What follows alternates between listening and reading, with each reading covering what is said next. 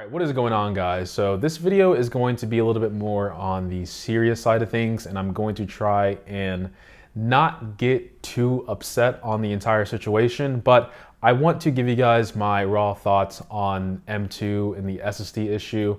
There aren't going to be any cuts, no edits, nothing like that. It's just going to be my raw thoughts on this entire situation, and you guys can take it for how you will. Now, for people who are already accustomed to my channel and the type of content that I make, I believe you guys already know how I feel about this issue. But for people who aren't, I'm not here to defend Apple, and I'm not here to just completely bash Apple. I'm here to pretty much be an objective bystander and criticize them when I can, and then also give credit when I can, because not everything is just black and white. So without further ado, let's go ahead and introduce today's sponsor, Still Nobody. Now, just before I start, to give you guys a little bit of reference of what's on the table, this is the M1 MacBook Air, this is the M2 MacBook Air, and then this is the M2 MacBook Pro.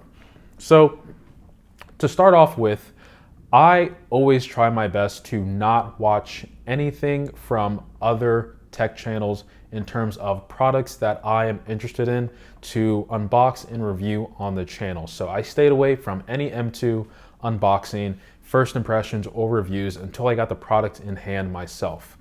And I got the product, started using it, and fell in love with it. I thought it was an overall better machine. I actually do believe this is a better machine overall than M1. And then obviously people started commenting on the videos, and then I'm able to see the YouTube algorithm serving me content on YouTube as well about this SSD issue. And let me paint a picture for what has potentially happened for you. So Apple comes out with M2 and you're interested in buying the product. So you start watching videos here and there, and then you notice this one thumbnail that has a MacBook on it, M2, and there's some flames behind it. And it has you thinking, this is a very interesting thumbnail. And then you see the title, it says, Major Problem M2. Then your brain's like, I gotta see what's happening because this is a product I'm interested in. It's a product that I wanna buy. Let me watch it. You watch the whole thing, which is mistake number one, but not on this video.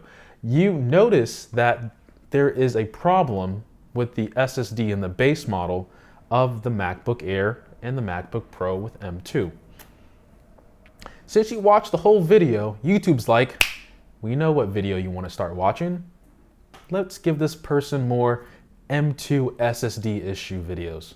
So you watch another video all the way through. You watch another video all the way through. You watch another video all the way through. At this point, you're probably filled with a lot of anxiety, a lot of stress, because now, at first, you thought the M2 was the perfect machine for you going into the fall. But now, you're kind of hesitant because you're like, everything seems great except for this M2 issue or this M2 SSD issue. Let me go to sleep and think about it the next morning. So you go to sleep, you wake up, you open up YouTube, and your entire homepage is just filled with M2 SSD issues and MacBooks with flames behind it. You can't escape it. You already screwed up by watching these videos all the way through. YouTube already knows what you want. And at this point, you're no longer interested in M2. And before I keep going, I'm not here to sell you M2. I'm not here to sell you M1 either. This YouTube platform isn't my main source of income. Whether you buy these MacBooks or not, it doesn't affect me at all. With that being said, now you're like, you know what? I don't care about M2. I can't get the base model. I have to work harder to get 512, which honestly isn't a bad idea. It's actually probably the best thing you can do if you want the best possible laptop for your use case. Here's the thing. I didn't watch any video when I was using M2, the MacBook Air and the Pro, I didn't even notice there was any type of storage speed issue per se. I didn't even know it was slower until people started commenting on my videos, and then I started watching videos on it, and then I'm like, wow. In terms of these Blackmagic or Crystal Disk Mark, whatever benchmark test you're doing for these storage things, I'm like, I mean, looking at the data, you can't refute it. It is in terms of speeds slower, and more so up to 50%. And then started thinking a little bit more, and I'm like, I'm no statistician, whatever, I'm gonna have it somewhere on the screen. You know what I'm trying to say. A person that does stats. I can read charts, let's say that.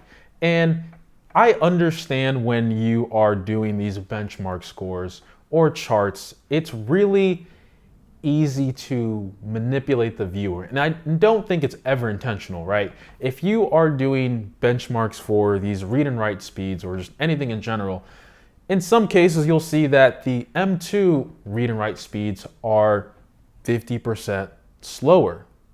Let's say you're transferring a big file. It takes a full minute for M2 to get the file transferred. For M1, 30 seconds. And then you're like, that's insane. M2's trash. Although that's what you are led to believe based on the chart. But let me paint you guys another picture. Let's take a step back and objectively look at these benchmark scores or these quote unquote real world tests. So, I mean, it's so dumb saying this out loud. If you're transferring 30 to 100 plus gigs and you are upset that it takes an extra, I don't know, 2 minutes, not 2 minutes, that's not what I was trying to say. Okay, here's where I might make a cut. Actually, I'm not gonna make any cuts. I said no cuts at all. So let's say you're transferring 30 to 100 plus gigs and the M1 does it the fastest. But for the base model M2, it takes an extra 5 seconds to all the way up to a minute plus. And you're like, those 2 seconds, man, I need those 2 seconds, or I need that full minute. Here's the thing. If you're transferring files that big, at least in my personal experience, if I was transferring 30 gigs and it gives me an estimation time of, I don't know, it says less than a minute, I'm not just gonna sit there at my computer and be like, wow, this bar is moving so fast or it's moving so slow. When a file is being transferred, it's not like your computer's locked up. It's not like you can't do anything. If it gives you an estimation, you can, typically what I do, I get up, walk away and do something else because it's like, I'm not gonna sit here and just stare at it. It's giving me a time of when it's gonna be done. So I'm just gonna go do something real quick or come back. Or option number 2, which is probably super popular, you just minimize the window and keep doing what you need to do on the computer. It's like people are so fixated on this SSD issue that it's so quote unquote slow, even though it's much faster than things we've been using in, I don't know, the last 5 to 10 years, that it just blows my mind that it sounds pretentious to say, wow, it takes an extra 5 seconds for this 10 gig file to transfer on M2 rather than on M1. So I'm gonna pay an extra $200 so I can get those 5 seconds back. Now, to be fair, I'll stand over here and play devil's advocate and say, well, those 5 seconds are gonna add up over your lifetime. And it's like, yeah, fair point. They would, but I don't care at all. It's 5 seconds. And plus, like I said before, I'll minimize the window or do something else. Now, here's the thing. I don't really care that this SSD issue is slow on the Air model. Whatever Apple's motive is, whether it's supply chain issues or whether it's corporate greed that they're trying to increase their margins while minimizing expenses and getting a better profit, whatever the reason is, it doesn't matter. We are stuck with this problem because the reality is no one else makes macOS laptops for the public. It's Apple or no one else. That's probably the biggest issue we have with being stuck in this ecosystem. So now you're led to believe that you need 512 gigabytes of storage or you don't get this laptop at all. Even though despite this whole issue, pretty much everything else about this laptop is objectively better than the predecessor. What do you do now? If it was me, I would still get the M2 Air. If I didn't have a previous MacBook or M series laptop, I would pick the MacBook Air M2 base any day of the week. Why? Because objectively, I would say this is a better machine than M1, bar none. And like, if you are transferring tens of hundreds of gigs on a daily basis, then yeah, I would say probably spend $200 on 512 gigabytes of storage, or just buy a computer that's meant for you, where you want the full speeds. Now, like I said, I don't really care that it's affecting this Air model. My problem with Apple is, why is this on the Pro model? You see, when the Pro model was first announced, even during WWDC, I was like, they spent a lot of time talking about M2 and the MacBook Air, but for the Pro model, it was like 2 seconds. Showed all the colorful bubbles that here's M2, MacBook Pro coming out before the Air, which is like, okay, cool. Why is it that this computer, the Pro, is $100 more than the Air with an older design, and it's being handicapped by the chip itself when this is supposed to be marketed towards Pro? Now, devil's advocate, because you always got to play both sides. It's just marketing. Just because it has Pro in the name doesn't mean it's an actual Pro machine, which you'll also say, once again, fair point, true. But Apple's marketing team isn't dumb, and neither are the people that try to maximize the amount of profit they can get on the laptops either. So why is it for a Pro level machine that you are giving us slower read and write speeds when it's more expensive than your completely redesigned entry-level model? That's what doesn't make sense to me. I would be perfectly okay if this was handicapped at slower speeds due to supply chain issues, but for the Pro model, the base 256, we are still getting the same, if not more, read and write speeds than the M1. Because it doesn't make sense that this, as an overall package, the M1 base MacBook Air is in my opinion, a better machine than the M2 MacBook Pro out right now. This machine does not make sense to me at all.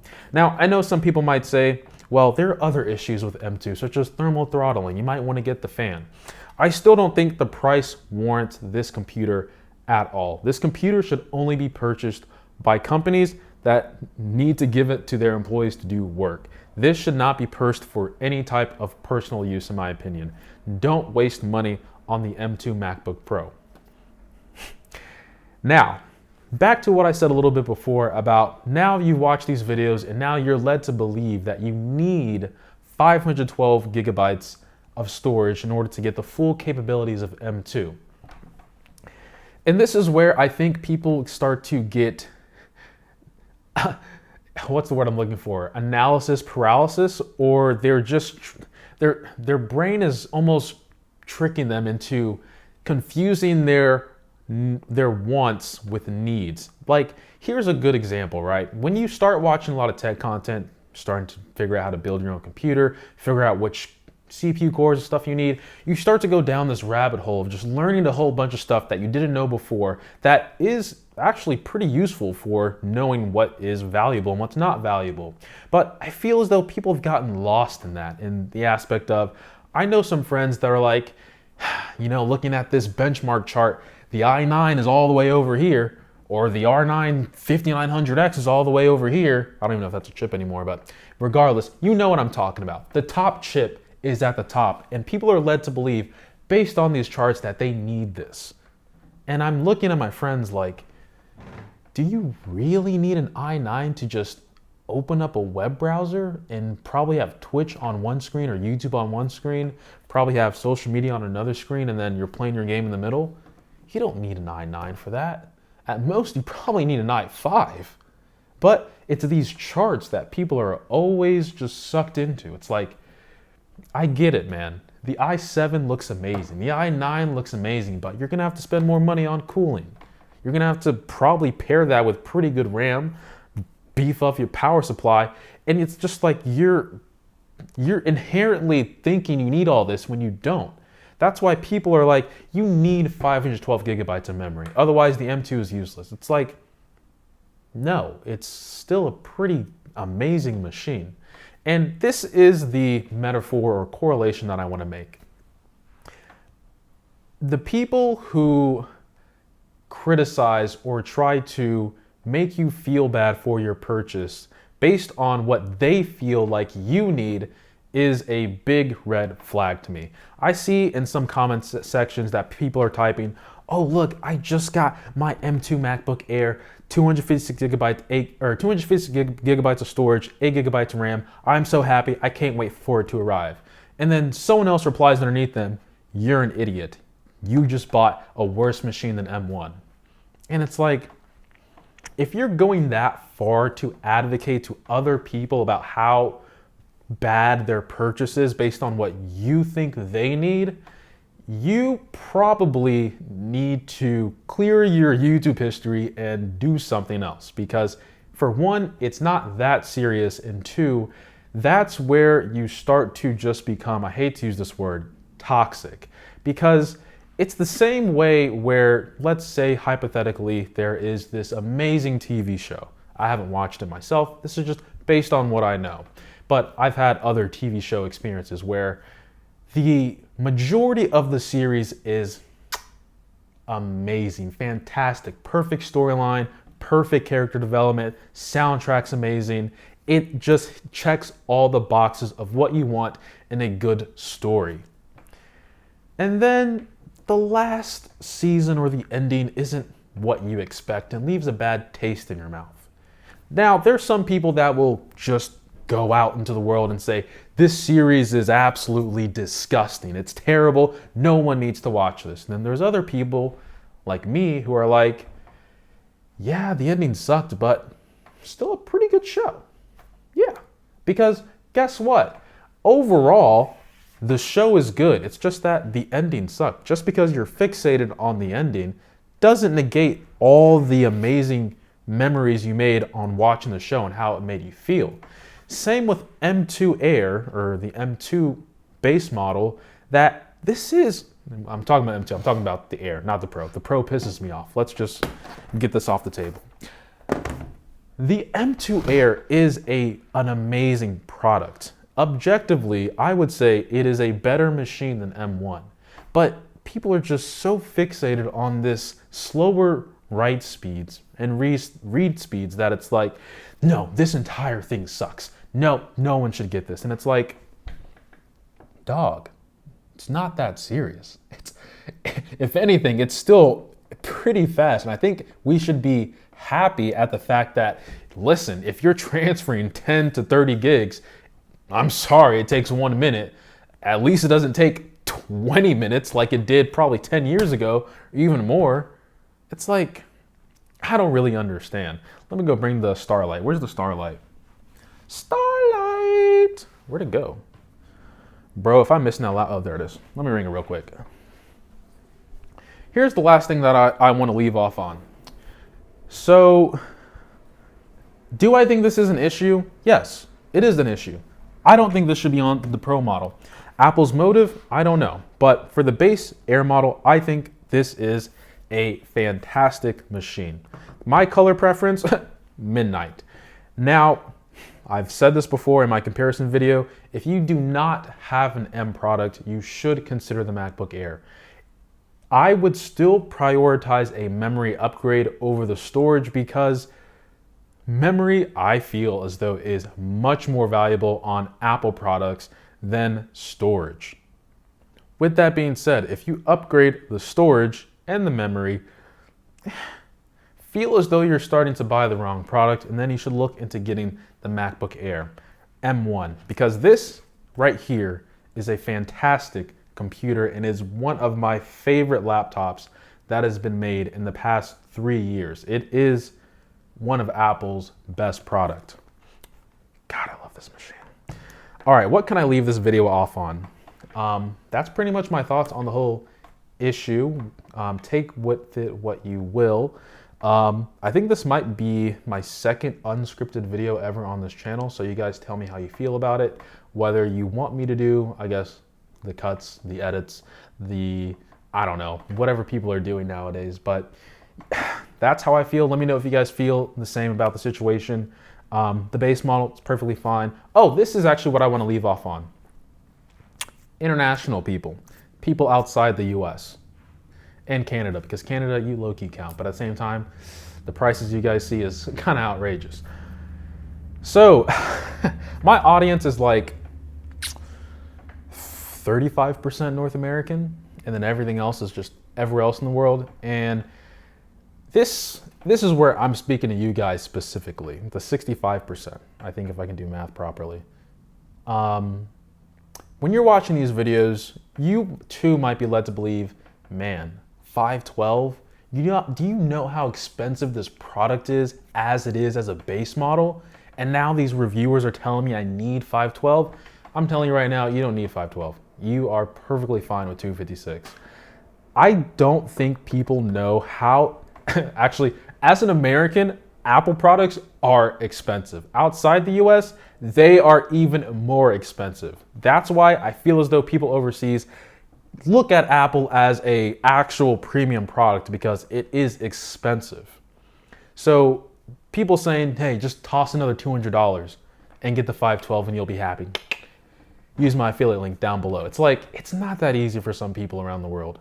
That is probably a lot of money for them. So I'm here to say, you don't need 512. You're perfectly fine with 256 and 8 gigabytes, because if you are a person who is staring at your screen while a huge file is being transferred, then I don't know, wait for the bar to be done is all I can say, because it's not that big of a deal. Now, I'm completely done. I don't want to talk about this topic anymore. So with that being said, guys, I appreciate every single sub, like, and comment. How long did this video take? 22 minutes? Sheesh. Anyway, guys, I'm out. I'll see you guys in the next one. And as always, much love. Thanks for today's sponsor, absolutely nobody. Soft close, I love it, man. Woo! Turned off my mic, but Written in the Stars. Good song, Joey.